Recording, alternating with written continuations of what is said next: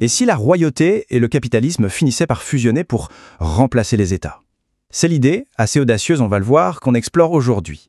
Une idée qui vient d'une source qui imagine un futur où la gouvernance serait radicalement différente. Tout part d'un paradoxe qui est assez fascinant. D'habitude, on associe un roi, un monarque, à un pouvoir absolu, presque tyrannique. Mais et si c'était tout l'inverse? Et si un roi pouvait devenir le symbole ultime de la liberté individuelle? Ça semble fou, mais suivons le raisonnement. Le concept de base est assez simple en fait. On prend la carte du monde telle qu'on la connaît et on l'efface. C'est fini les États-nations. À la place, on imagine un système où la gouvernance n'est plus du tout un monopole. Et voilà la question centrale qui est posée. Est-ce que la gouvernance peut devenir un marché comme un autre? L'auteur nous invite à imaginer non pas 200 pays, mais des milliers de micro-territoires, tous indépendants, une sorte de mosaïque de 1000 Liechtenstein. Alors pour que ce monde ait un sens, il faut d'abord qu'on se mette d'accord sur le mot roi. On ne parle pas du tout des monarques des livres d'histoire, non, c'est quelque chose de complètement différent. Dans ce modèle, le roi c'est avant tout un PDG. Son entreprise, c'est son territoire. Son produit, c'est la sécurité et la qualité de vie qu'il propose. Et ses citoyens, eh bien ce sont ses clients. Et comme n'importe quelle boîte, sa survie dépend d'une seule chose, la satisfaction de ses clients. L'analogie est très parlante. C'est un peu comme un capitaine de navire de croisière ou le patron d'un grand hôtel.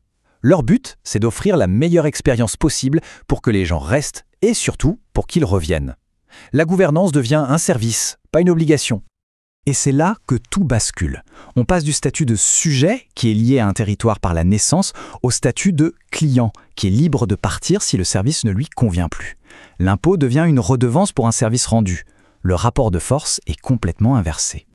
Alors, si on a des milliers de royaumes-entreprises qui se font concurrence, que se passerait-il? Eh bien, comme toujours, le marché commencerait à s'organiser de lui-même. C'est une véritable course à la séduction qui se met en place. Pour attirer les meilleurs clients résidents, il faut investir massivement, innover sans arrêt, offrir des services toujours plus performants. Et pour ça, il faut des capitaux, énormément de capitaux. Face à cette compétition féroce, l'évolution est presque inévitable. Les plus petits s'allient pour survivre, les plus forts absorbent les plus faibles. On assisterait à des vagues de fusions-acquisitions, exactement comme dans n'importe quel autre secteur, jusqu'à voir émerger les premières multinationales de la gouvernance. L'auteur s'amuse même à imaginer les marques qui pourraient se disputer ce marché mondial. On aurait des noms comme #1000Liechtenstein, Andorre et Monaco ou même Vaduz for You, chacune avec sa promesse, son positionnement, un peu comme des marques de voitures ou de smartphones. Et ça nous amène à une image très très forte, une carte du monde politique qui devient une carte commerciale. Les frontières ne seraient plus définies par des guerres passées, mais par des parts de marché. Bien sûr, ça soulève une question cruciale, évidente, sur les conflits. Si ces entreprises deviennent aussi puissantes, qu'est-ce qui les empêcherait de s'affronter violemment? C'est l'objection numéro 1, n'est-ce pas?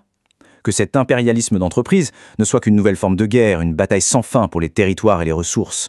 C'est une crainte légitime, et l'auteur l'anticipe. Le réponse tient en une phrase, d'une logique purement commerciale. La guerre, c'est très, très mauvais pour les affaires. Pourquoi? Parce qu'elle détruit les infrastructures, elle anéantit le capital, et surtout, elle fait fuir ou tue les clients. Pour une entreprise, déclarer la guerre, c'est littéralement scier la branche sur laquelle elle est assise. La grosse différence, en fait, c'est le financement. Un État peut toujours imprimer de la monnaie pour financer une guerre, mais une entreprise qui se lancerait dans une aventure militaire verrait ses investisseurs et ses clients fuir en un claquement de doigts. Du coup, l'expansion ne se ferait plus par les armes, mais par des contrats, des partenariats et des offres de rachat. Bon, alors quelle est la forme finale de cette société un peu folle? À quoi ressemble le sommet de cette nouvelle organisation mondiale?